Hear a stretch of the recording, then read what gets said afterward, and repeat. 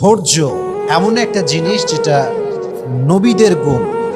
প্রত্যেকটা নবী ধৈর্যশীল ছিলেন, প্রত্যেকটা নবী সবের ছিলেন, প্রত্যেকটা নবীকে আল্লাহ তাআলা শক্তির মতো একটা অসাধারণ ক্ষমতা দিয়েছিলেন। প্রিয় ভাইরা, সবর হচ্ছে এমন একটি হাতিয়ার, এমন একটি যন্ত্র যা কখনো ব্যর্থ হয় না।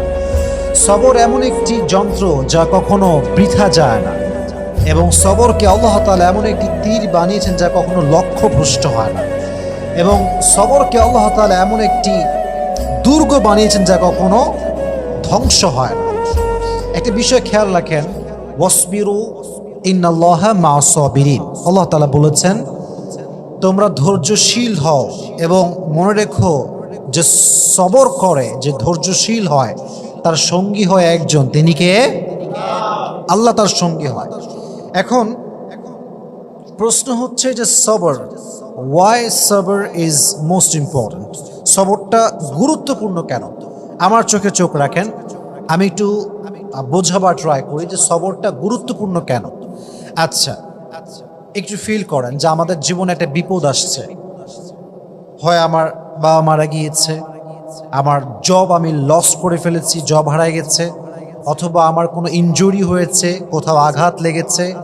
আচ্ছা বলেন তো, এই সমস্ত প্রত্যেকটা ড্যাঞ্জারে আমার দিকে তাকান, ধৈর্য ছাড়া কোনো গতি কি আছে? কোনো গতি নাই। There is no alternative way of সবর। সবরের কোনো প্রকার কোনো বিকল্প রাস্তা নেই। সবর হচ্ছে মুমিনের জীবনের সফলতার সবচেয়ে বড় হাতিয়ার। তবে আমি আজকে আলোচনাটা একটু লম্বা করব, এই জন্য সবর এটা মেয়েদের জন্য জরুরি, ছেলেদের জন্য জরুরি, সবার জন্য জরুরি। কারণ পরীক্ষা শুধুমাত্র ছেলেদের জীবনেই আসে না, মেয়েদের জীবনেও পরীক্ষা আসে না? নাই।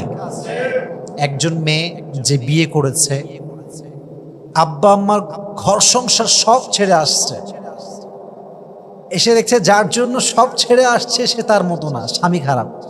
এরকম মাঝে মাঝে হয় না? তো এই যে মেয়েটার শ্বশুর বাড়ি খারাপ, শাশুড়ি খারাপ, স্বামী খারাপ, তার জীবনেও সবরের দরকার আছে না? নাই।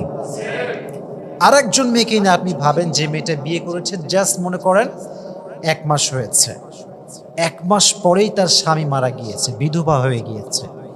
এই মেয়েটার জীবনও সবরের দরকার আছে না? নাই। তার মানে লাইফের একটু গভীরভাবে ভাবলে বুঝবেন যে লাইফের প্রত্যেকটা স্টেপে স্টেপে ধৈর্যের বিকল্প কোন রাস্তা হতে পারে। You must have to be patient in every kind of situation. You must have to be patient. যতটা কষ্ট আসুক না কেন, ধৈর্য আমরা হারাবো না। রাজি আছেন তো ইনশাআল্লাহ?